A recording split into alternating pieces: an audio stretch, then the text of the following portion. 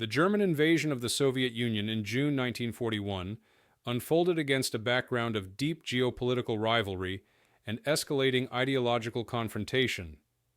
Operation Barbarossa, launched on 22 June, was conceived by Adolf Hitler and the Wehrmacht High Command as a decisive campaign to destroy the Red Army, seize European Russia's industrial and agricultural resources, and secure Lebensraum for Germany. The plan aimed at rapid encirclements and the capture of major Soviet cities, with Moscow considered both the political and strategic center of the Soviet state. The Smolensk region lay directly on the path of Army Group Center, which carried the main burden of the drive toward Moscow. The Soviet Union had anticipated conflict with Germany, but the timing and scale of the attack exceeded expectations.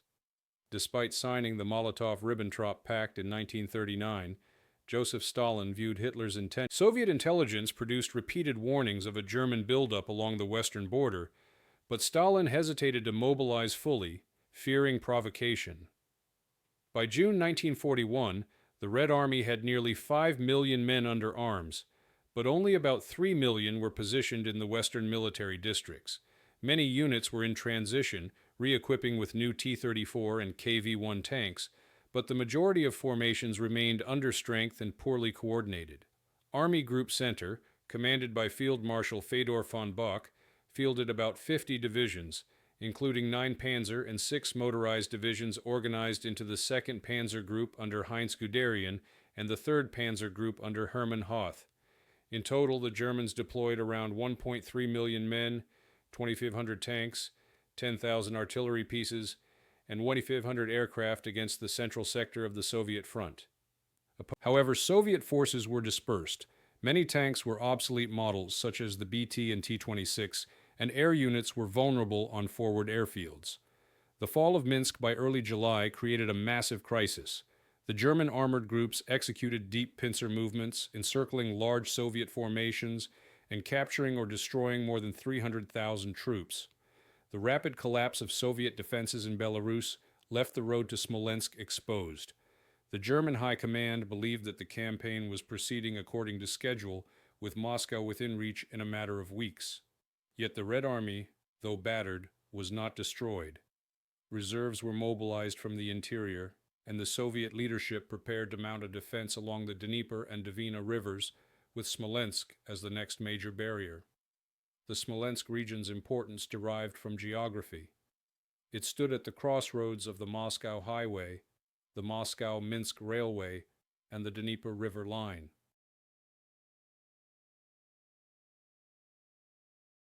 Whoever controlled Smolensk commanded access routes to Moscow and central Russia. For the Germans, its capture was essential to maintaining momentum. For the Soviets, defending it meant buying time to reorganize, mobilize reserves, and strengthen Moscow's defenses. Both sides recognized its significance, and in July 1941, the confrontation at Smolensk became inevitable. Public sentiment in both countries reflected the gravity of the situation. In Germany, the swift victories of the first weeks reinforced confidence in the Wehrmacht's methods. Propaganda presented Barbarossa as an unstoppable drive. In the Soviet Union, shock and disarray after the opening disasters gave way to appeals for resistance. Stalin's radio speech of 3rd July framed the war as a patriotic struggle for survival, calling for scorched earth tactics and mass mobilization. Civilian populations across the western USSR faced evacuation, requisitions, and the approach of front lines, with millions already displaced by the rapid German advance. By mid-July, the forces of Army Group Center were converging on Smolensk, while newly assembled Soviet armies moved to block them. The stage was set for a major clash that would last over 2 months, involve nearly 2 million men, and profoundly shape the course of the campaign toward Moscow. The opening phase of the Battle of Smolensk began in the second week of July 1941, as Army Group Center advanced eastward after its victories at Minsk and Białystok. The German armored spearheads of Guderian's 2nd Panzer Group and Hoth's 3rd Panzer Group pressed rapidly toward the Dnieper River, aiming to seize crossings, and behind them followed the infantry armies, the 4th under Field Marshal Günther von Kluge, and the 9th under Colonel General Adolf Strauss, tasked with consolidating captured ground and reducing pockets. On 10th of July, the Germans launched coordinated thrusts across a broad front. Guderian advanced through Rogachev and Bobruisk toward Roslavel and Smolensk, while Hoth drove east from Vitebsk and Orsha. The operational plan aimed at a double envelopment, trapping Soviet forces defending the Smolensk sector. German panzer divisions, with around 800 operational tanks between them, moved at high speed, bypassing centers of resistance and driving deep into Soviet territory. Luftwaffe units from Luftflotte 2 supported the offensive, striking rail hubs, troop concentrations, and retreating columns. The Red Army sought to halt this advance with newly formed armies rushed to the Western Front.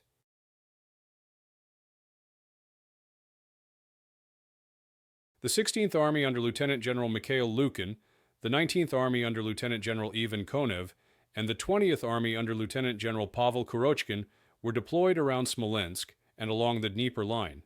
In total, Soviet forces defending the sector numbered around 500,000 men, supported by several thousand tanks and artillery pieces. Many of these troops were poorly coordinated, with units arriving piecemeal from the interior. Communications were frequently disrupted by air raids and rapid German advances, forcing commanders to make decisions with incomplete information. The first clashes occurred along the Dnieper crossings. At Orsha, elements of the 7th Mechanized Corps attempted to check Hoth's advance with counterattacks involving T-34 and KV-1 tanks, some of the first committed in large numbers on the Central Front.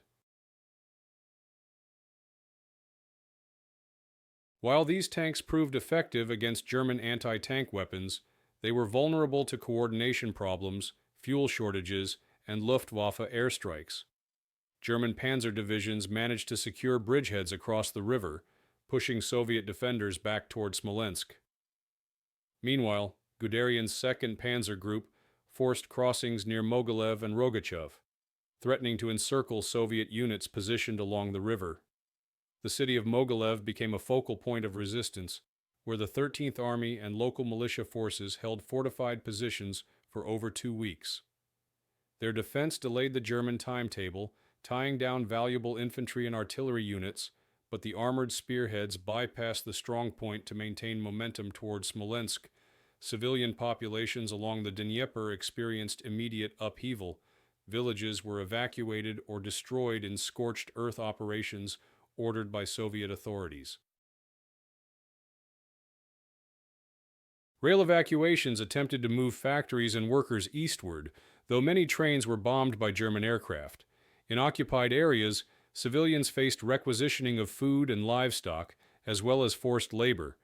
The rapidity of the advance left thousands stranded between the lines, caught in artillery fire and aerial bombardment.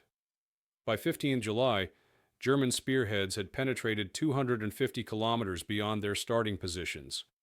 Hoth's forces closed in on Smolensk from the north, while Guderian approached from the south.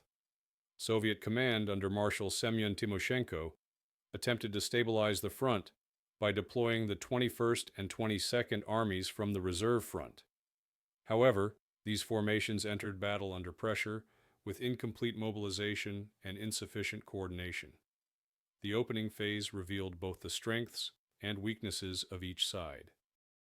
German mobility and coordination allowed rapid encirclements, but infantry and supply units struggled to keep pace, and pockets of Soviet resistance delayed progress. The Red Army suffered heavy losses in men and materiel, but managed to regroup around Smolensk, setting the stage for a protracted battle.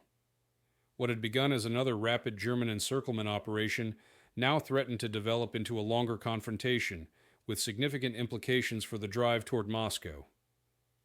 The strategic goals and planning behind the confrontation at Smolensk reflected the broader intentions of both Germany and the Soviet Union during the summer of 1941. For Hitler and the Wehrmacht High Command, Army Group Center was the decisive formation of Operation Barbarossa. Its immediate objective was to destroy the Red Army formations in Belarus and advance rapidly on Moscow. Capturing Smolensk, situated on the Dnieper River and controlling the Moscow highway and railway, was considered a prerequisite for any advance to the Soviet capital. By mid-July, the German command believed that the Red Army was already fatally weakened and that the capture of Smolensk would be another swift step toward the collapse of Soviet resistance. The plan relied on the continued employment of blitzkrieg methods. Guderian's 2nd Panzer Group was to push northeast from Rogachev toward Roslavl and Yelnya, while Hoth's 3rd Panzer Group advanced from Vitebsk toward Demidov and Dukhovshchina. Together they would envelop Smolensk from the south and north, meeting east of the city to trap Soviet armies defending the central Dnieper line. The infantry of the 4th and 9th Armies would then move in to eliminate encircled Soviet forces and secure the area for further advances toward Moscow. The armored spearheads had advanced over 500 kilometers from the German frontier, and each day added strain on fuel, ammunition, and transport. Despite these concerns, the High Command insisted that speed was essential and that Smolensk must fall quickly. On the Soviet side, the strategic objectives were defensive but equally ambitious. Stalin and the Stavka recognized that the fall of Smolensk would open the road to Moscow. On 10 July, the State Defense Committee created the Reserve Front, commanded by Marshal Georgy Zhukov, to coordinate the flow of reinforcements into the battle.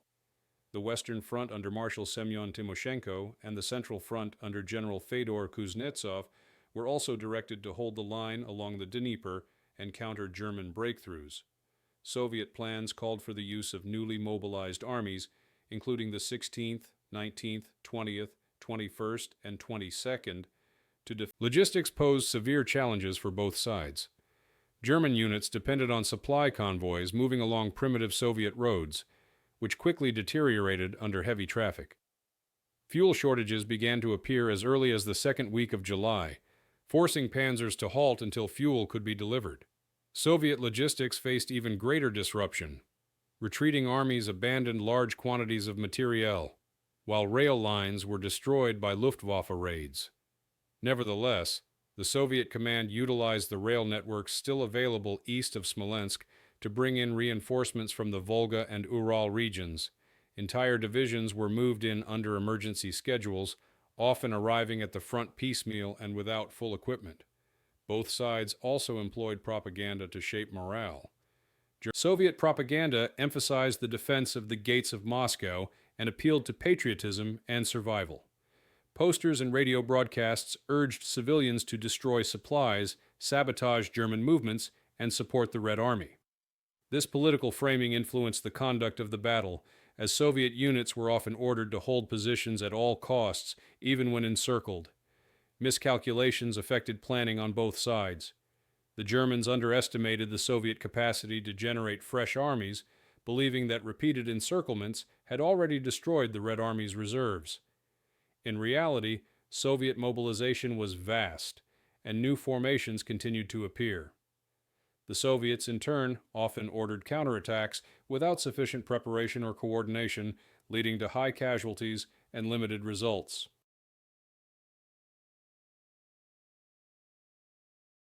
Command structures were strained. While the Germans relied on flexible mission-type orders, Soviet commanders were tightly controlled by Stavka directives and faced severe consequences for perceived failures. By the 3rd week of July, the strategic confrontation at Smolensk was clear. The Germans sought to envelop and destroy Soviet armies swiftly to maintain momentum toward Moscow. The Soviets aimed to delay, resist, and counterattack to buy time for further mobilization. The clash of these objectives ensured that the battle would be far more prolonged and complex than either side had initially expected. Smolensk was no longer simply an intermediate objective. It became the focus of a struggle that would determine whether the road to Moscow would remain open or contested. The first major engagements around Smolensk began in mid-July 1941, when the German armored spearheads closed in on the city and Soviet armies. On 15th July, Hoth's 3rd Panzer Group advanced rapidly from Vitebsk and captured key crossings along the Dvina River, pushing toward Demidov and Dukhovshchina. At the same time, Guderian's 2nd Panzer Group moved northeast from Roslavl, threatening Yelnya and encircling Soviet forces west of Smolensk. Within days, German units had reached the outskirts of the city itself, creating a deep salient that cut through Soviet defenses. Smolensk became the focal point of the battle. Defended by the 16th and 20th Armies, the city was fortified with trenches, barricades, and improvised strongpoints. Soviet troops, supported by artillery and militia detachments, resisted street by street. On 16th July, German infantry and tanks entered Smolensk from the west, encountering fierce opposition. Fighting raged in industrial districts, railway yards, and around the bridges of the Dnieper. The Luftwaffe bombed the city. Despite this, Soviet forces continued to hold pockets within the city, engaging in urban combat that slowed German consolidation. Meanwhile, the larger encirclement battle unfolded. German panzer groups attempted to link up east of Smolensk to trap multiple Soviet armies. By 20th of July, elements of Hoth's and Guderian's forces met near Yartsevo, closing the ring around much of the 16th, 19th, and 20th Armies. Estimates suggest that nearly 300,000 Soviet troops were threatened with encirclement at this stage. The Soviet command, however, ordered breakout attempts, and fierce battles erupted along the flanks of the pocket. Soviet mechanized corps, though badly depleted, launched counterattacks using T-34s and KV-1s, which proved difficult for German anti-tank weapons to destroy. These actions temporarily reopened corridors for withdrawal, allowing tens of thousands of troops to escape. Civilian populations bore the brunt of these first engagements.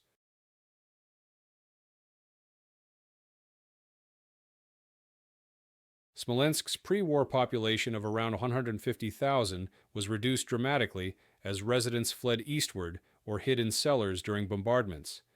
Many who remained were caught in crossfire.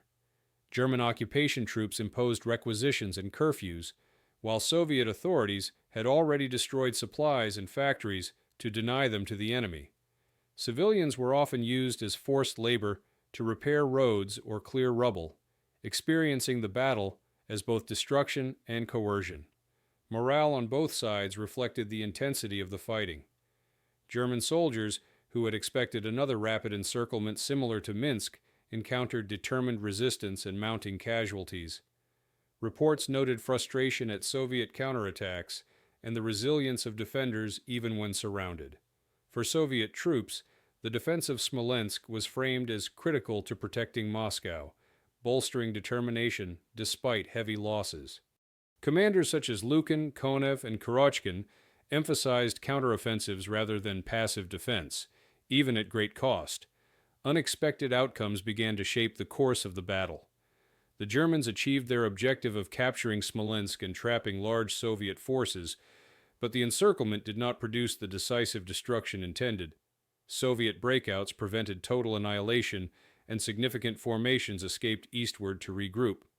The delay caused by these engagements forced the German High Command to reconsider its timetable for advancing on Moscow. Instead of a swift continuation, Army Group Center became tied down in weeks of fighting to eliminate pockets and deal with counterattacks. By late July, the first engagements had established the character of the battle. German tactical success in seizing ground and creating Smolensk had become a contested zone rather than a quick victory. The city's ruins symbolized the scale of devastation, while the surrounding countryside became a vast battlefield where armies maneuvered, clashed, and suffered heavy casualties. The stage was set for an escalation that would prolong the struggle and alter the pace of the German drive to Moscow. As the battle for Smolensk expanded through late July 1941, the conflict escalated into a crisis for both armies. For the Germans, the encirclement was incomplete, and the longer the Red Army resisted, the more their timetable for Operation Barbarossa slipped. For the Soviets, the situation was desperate. Entire armies risked destruction, yet the defense of Smolensk had to be prolonged to shield Moscow. The clash of these pressures intensified the scale of the fighting, drawing in reinforcements and creating one of the first large, prolonged battles of the Eastern Campaign. On 23rd July, the German High Command ordered Guderian's 2nd Panzer Group to tighten the southern arm of the encirclement and prevent Soviet breakouts near Roslavel and Yelnya. Hoth's 3rd Panzer Group pressed from the north, cutting roads and railways leading eastward. Infantry divisions of the 9th and 4th Armies moved forward to secure the perimeter and reduce trapped Soviet forces. Yet the size of the pocket, stretching over 100 kilometers, proved difficult to seal. Soviet armies inside continued to launch counterattacks, forcing the Germans into repeated battles along multiple fronts. The Soviet command reinforced the sector with the 21st and 22nd Armies, which struck German flanks near Velikiye Luki and Yartsevo. These offensives were poorly coordinated but diverted German strength, disrupting the process of mopping up encircled units. Inside the pocket, the 16th, 19th, and 20th Armies attempted breakouts. Some units succeeded in escaping eastward through narrow corridors, though at high cost. Estimates suggest that of the nearly 300,000 Soviet soldiers initially encircled, between 80,000 and 100,000 managed to break through to Soviet lines, while the remainder were killed or captured. The crisis was also logistical. German panzer divisions had advanced far beyond their supply bases, and the destruction of Soviet infrastructure slowed resupply. Roads, already primitive, were clogged with wrecked vehicles and subject to partisan attacks. Fuel shortages forced armored units to pause for resupply, reducing the momentum of the offensive. For the Soviets, logistics meant improvisation.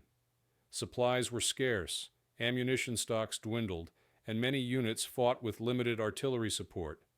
Nevertheless, Soviet commanders' terrain and weather played roles in complicating operations. The forests and swamps around Smolensk limited maneuver for armored units, while the Dnieper and Desna rivers provided natural defensive barriers. July rains turned tracks into mud, slowing supply convoys and making armored movements more difficult. German attempts to use speed and coordination were increasingly frustrated by geography, while Soviet defenders exploited natural obstacles to delay advances. Political tensions grew as the battle dragged on. In Berlin, Hitler and the Oberkommando des Heeres debated whether to continue the drive on Moscow or divert armored groups south toward Kiev and north toward Leningrad. The delays at Smolensk reinforced arguments that Army Group Center was overextended. In Moscow, Stalin demanded that commanders hold at all costs, ordering repeated counterattacks even when losses were unsustainable.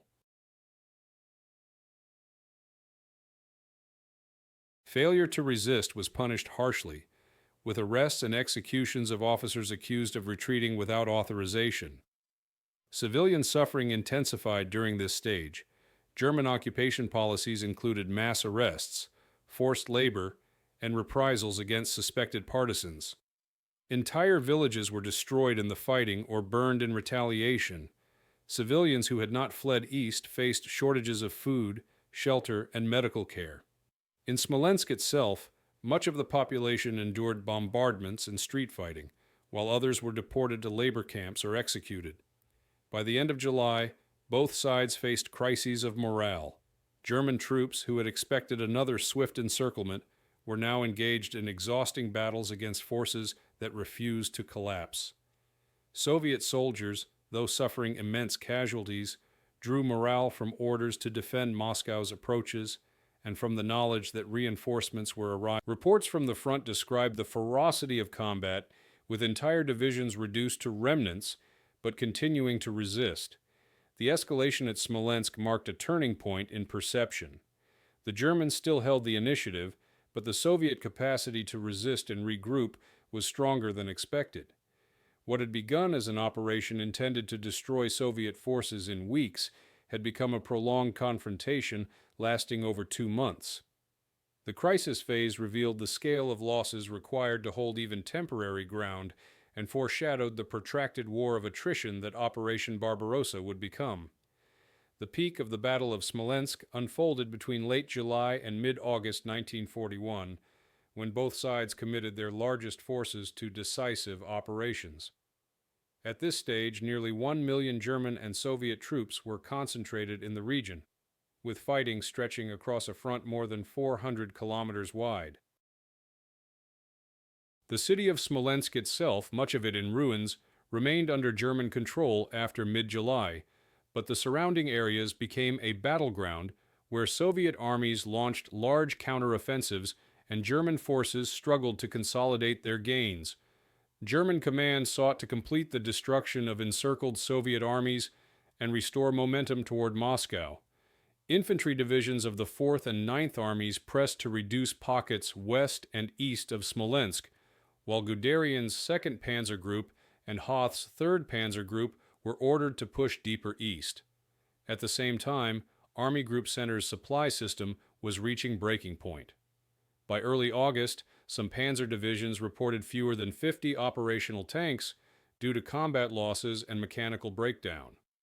Ammunition expenditure was high, and fuel shortages persisted despite the capture of Soviet depots. The Soviets responded by concentrating new formations. The 24th and 28th Armies arrived from the interior and were committed in early August to counterattack near Yelnya and Roslavl.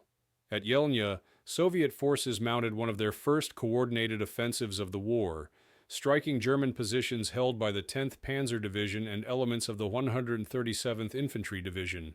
The attack, involving more than 100,000 men and supported by several hundred tanks and artillery pieces, lasted through August and forced the Germans to abandon the Yelnya salient by early September. This was the first time German troops were compelled to withdraw from a captured position during Operation Barbarossa, a development with significant psychological and operational implications. Within the Smolensk pocket, remnants of the 16th, 19th, and 20th Armies continued to resist. Encircled divisions launched breakout attempts throughout late July and early August, supported by limited supply drops and partisan activity. Some groups managed to escape, linking up with Soviet lines east of the city, but many others were destroyed. German reports indicate the capture of more than 300,000 prisoners during the Smolensk fighting, along with thousands of tanks and artillery pieces. Soviet records, however, highlight that over 100,000 men escaped encirclement, preserving cadres for future operations. Civilian suffering reached its height during this period. German occupation extended across much of the Smolensk region, where strict policies were imposed. Requisitions stripped villages of food and livestock, while reprisals were carried out against suspected partisan supporters. Civilians in Smolensk city faced curfews, forced labor, and mass arrests. The destruction of housing, combined with shortages of food, left thousands homeless as autumn approached.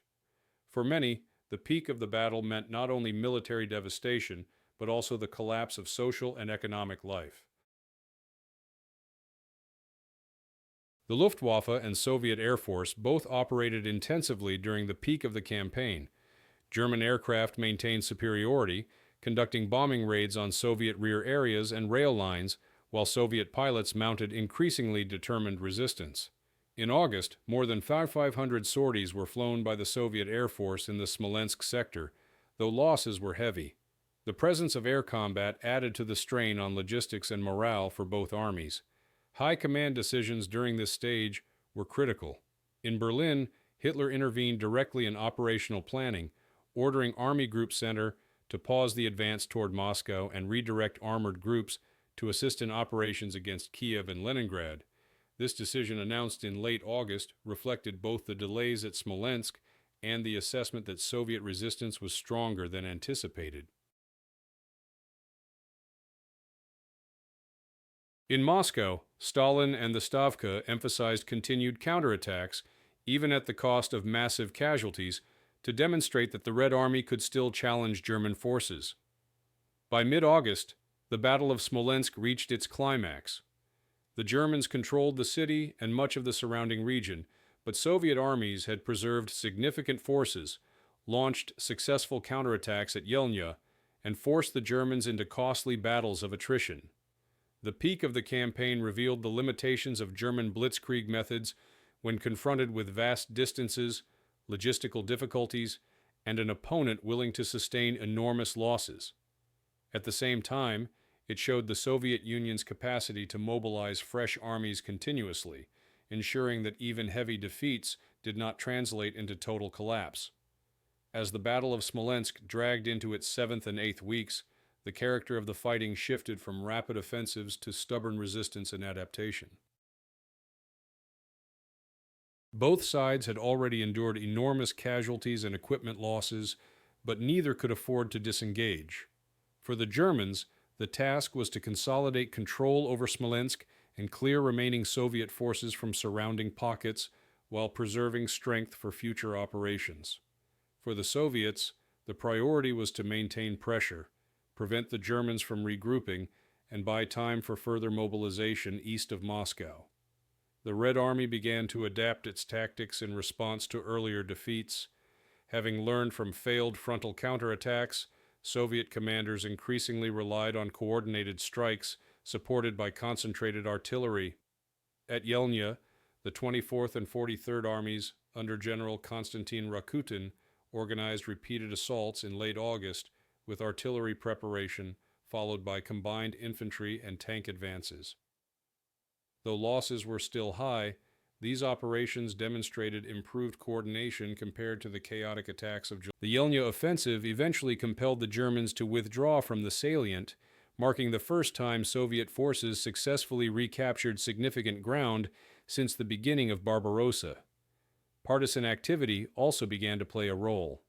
In the forests and swamps around Smolensk, local groups disrupted German supply lines by sabotaging railways and attacking isolated convoys. While small in scale during the summer of 1941, these actions forced German units to allocate troops for rear area security, diverting resources from the front. Reports from Army Group Center noted that partisan operations, combined with the destruction of infrastructure by retreating Soviets, created persistent difficulties for maintaining fuel and ammunition deliveries. The Germans, too, sought to adapt. With tank numbers declining, many divisions reported fewer than 50 operational vehicles by September. Commanders increasingly Guderian's and Hoth's panzer groups were ordered to conserve their remaining strength for future offensives. To hold captured ground, the Germans constructed defensive positions around Smolensk and along the Dnieper, reinforcing key towns with garrisons and field fortifications. This defensive adaptation signaled the first signs of a shift away from the purely offensive doctrine of blitzkrieg. Resource management became a central concern.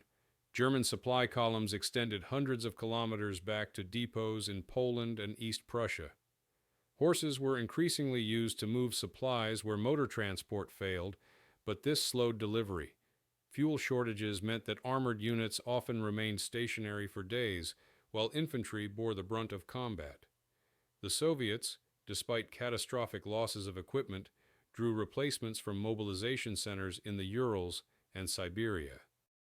New divisions arrived poorly trained and under-equipped, but their sheer numbers allowed the Red Army to maintain continuous pressure. Psychological strain grew on both sides. German troops, who had been promised quick victory, now faced weeks of heavy fighting without decisive results. Letters and reports from the front reflected fatigue and frustration at the resilience of Soviet defenders. Soviet soldiers conversely fought under orders that emphasized the defense of Moscow at any cost. Harsh discipline, including executions for retreat without orders, maintained cohesion, while propaganda stressed that Smolensk was the gateway to the capital. This blend of coercion and motivation sustained Soviet resistance despite devastating casualties. Civilians in the Smolensk region endured worsening conditions. Villages caught between the front lines were repeatedly destroyed, while those under German control faced forced requisitions and mass deportations for labor. The destruction of harvests and livestock created food shortages, leaving many dependent on military rations or illicit trade. Some civilians assisted partisan groups, while others cooperated with German authorities under compulsion, reflecting the complex survival strategies adopted in occupied territory. By early September, the battle had entered a phase where both armies were locked in attritional struggle. The Germans held Smolensk and much of the surrounding area, but their momentum was exhausted. The Soviets had lost vast numbers of men and equipment, yet they had preserved the ability to counterattack and adapt their methods. The resistance and adaptation shown by both sides at Smolensk revealed that the war on the Eastern Front would not be a swift campaign, but a drawn-out struggle demanding improvisation, endurance, and constant reinvention of tactics.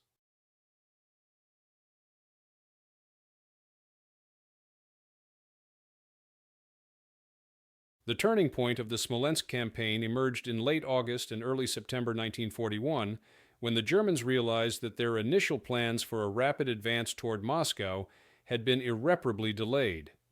What was intended as a swift encirclement operation lasting a matter of weeks had stretched into a battle of attrition lasting over 2 months.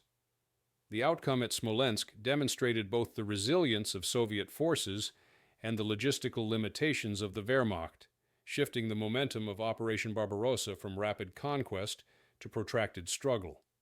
By mid-August, German panzer groups had achieved tactical victories, capturing Smolensk and trapping large Soviet formations. Yet the encirclements were incomplete, and breakout attempts by the 16th, 19th, and 20th Armies succeeded in preserving tens of thousands of troops. At the same time, newly deployed Soviet armies launched counterattacks against German flanks. The Yelnya offensive, begun in late August by the 24th and 43rd Armies, forced the Germans to abandon a salient east of Smolensk. This withdrawal marked the first significant German retreat of the campaign and revealed that the Red Army, though battered, remained capable of organized offensive operations. The turning point also took place at the strategic level. In Berlin, Hitler convened meetings with the Oberkommando des Heeres to address the delays. Instead of pressing immediately toward Moscow, Hitler ordered a redirection of Army Group Center's armored groups. Guderian's 2nd Panzer Group was sent south to support operations against Kiev, while Hoth's 3rd Panzer Group was shifted north to assist in the drive on Leningrad. This decision reflected the reality that the Smolensk battle had exhausted German strength and disrupted the timetable for a direct strike on the Soviet capital.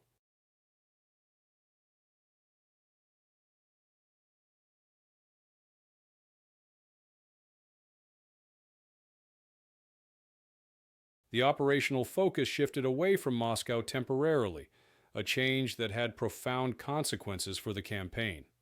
For the Soviets, the turning point was not only military but also psychological. The ability to force a German withdrawal at Yelnya and to sustain coordinated counterattacks demonstrated that the Red Army could recover from earlier disasters. The Stavka under Stalin and Zhukov recognized that German blitzkrieg methods could be blunted by attrition, prepared defenses, and constant counterpressure. Smolensk became a test case for the new doctrine of continuous resistance, where survival and delay were as valuable as outright victory. On the ground, both armies felt the effects of this shift. German soldiers, who had advanced hundreds of kilometers in the first weeks of the campaign, now found themselves in. Soviet soldiers, though suffering immense casualties, experienced a growing sense that the invaders could be held and even forced to retreat in places.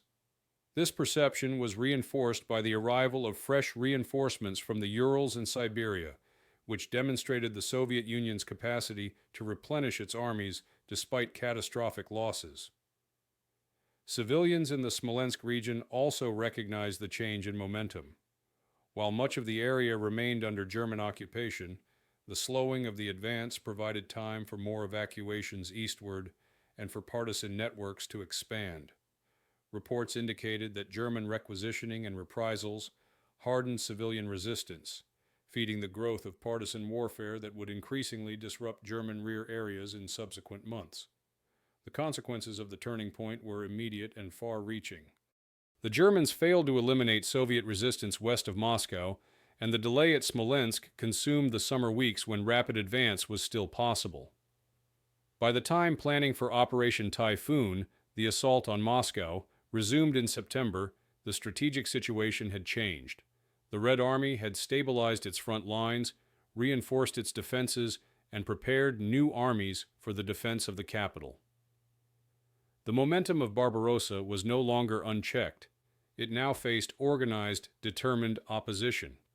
Thus, the turning point at Smolensk lay not in a single battle, but in the cumulative effect of resistance, counterattacks, and German overextension. The inability to deliver a decisive blow against the Soviets in July and August 1941 marked the end of the illusion that Moscow could be taken quickly. Smolensk became the first major indication that the war. When large-scale combat around Smolensk subsided in early September 1941, both armies faced the immediate consequences of a campaign that had lasted more than 2 months and consumed vast resources. For the Germans, the operation ended without the decisive annihilation originally envisioned. For the Soviets, the fighting produced enormous losses, but achieved the crucial aim of slowing the advance toward Moscow. The aftermath was marked by retreat, regrouping, and devastation across the central sector of the front. German forces claimed the capture of Smolensk, along with more than 300,000 prisoners, thousands of tanks, and large quantities of artillery. Yet these successes came at high cost.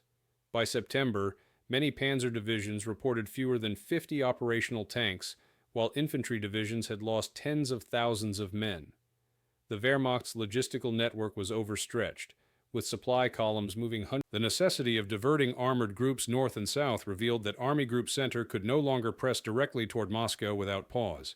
German commanders described their formations as worn down, requiring rest and refit before resuming major operations.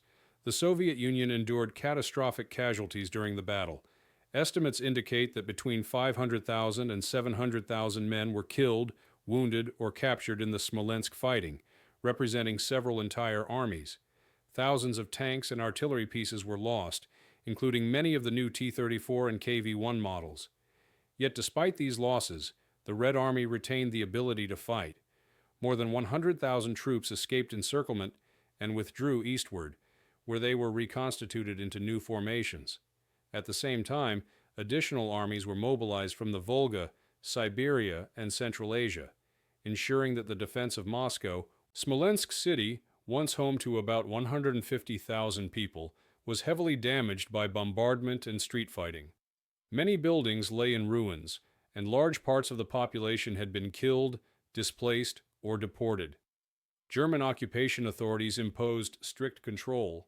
Food requisitions, forced labor, and reprisals against suspected partisan supporters became routine.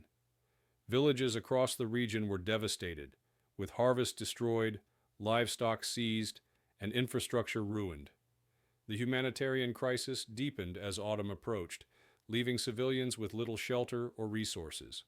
The retreat and regrouping of both armies set the stage for the next phase of the war. The Germans redeployed Guderian's 2nd Panzer Group to assist in the encirclement of Kiev, while Hoth's 3rd Panzer Group was shifted north toward Leningrad. Infantry divisions remained to hold Smolensk and secure supply lines, but their offensive momentum was lost.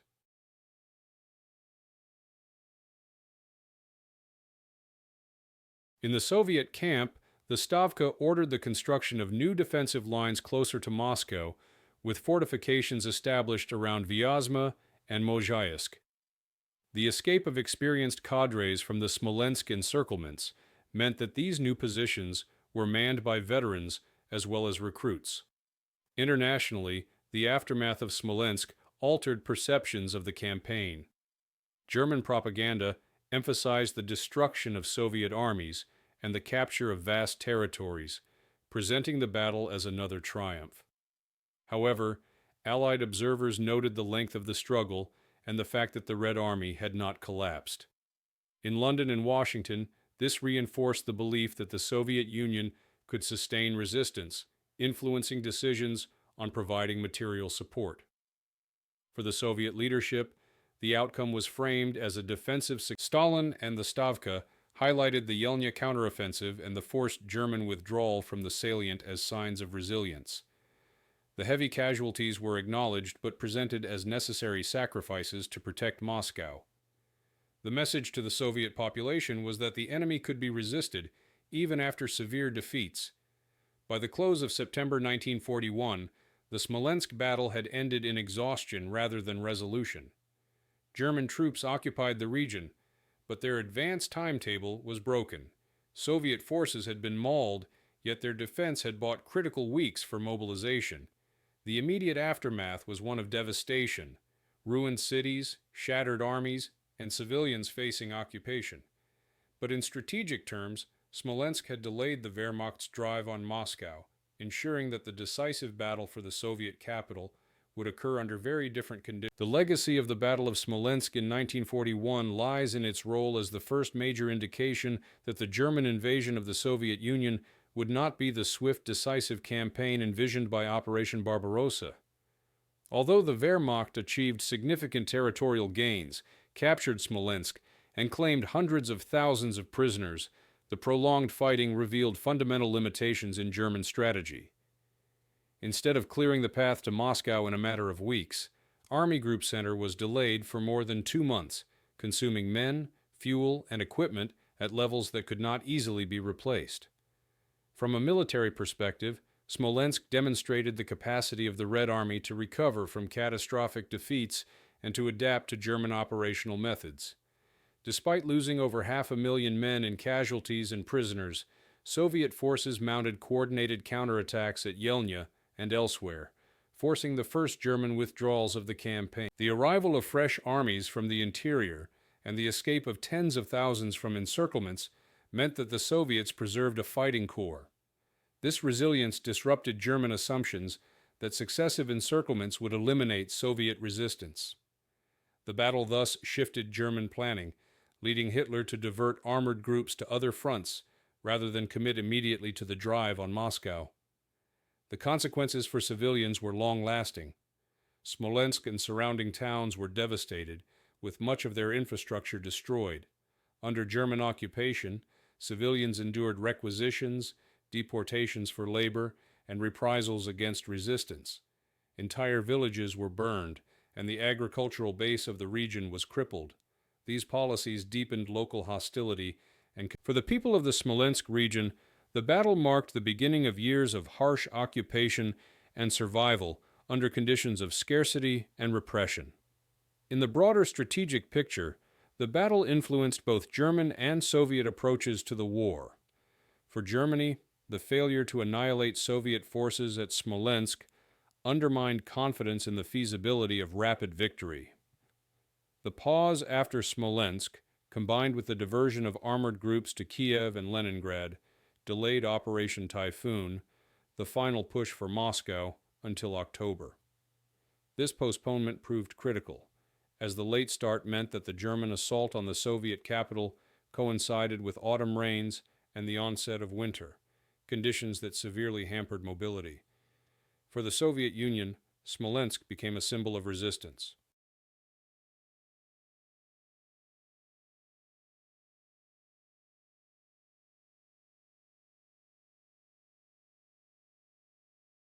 The fact that Soviet forces had slowed the Wehrmacht and even compelled withdrawals despite immense losses reinforced the determination of the Red Army and the population to defend Moscow. Historically, the battle is remembered as a transition point in the Eastern Front campaign. It was no longer possible to speak of an uninterrupted blitzkrieg.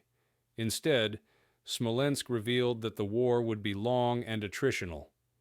Later Soviet accounts emphasized the importance of the Yelnya counteroffensive and the defense of Smolensk as the first evidence that the Wehrmacht could be resisted on a large scale.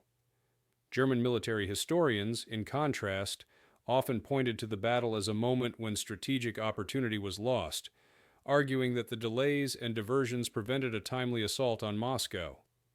In commemoration, Smolensk occupies a significant place in Russian memory of the Great Patriotic War. Monuments in the city honor both soldiers and civilians who fought and suffered in the summer of 1941. Annual ceremonies mark the defense as part of the broader narrative of sacrifice leading to eventual victory. In German military history, the battle is studied as a case of overextension, where operational success at the tactical level failed to translate into strategic decision.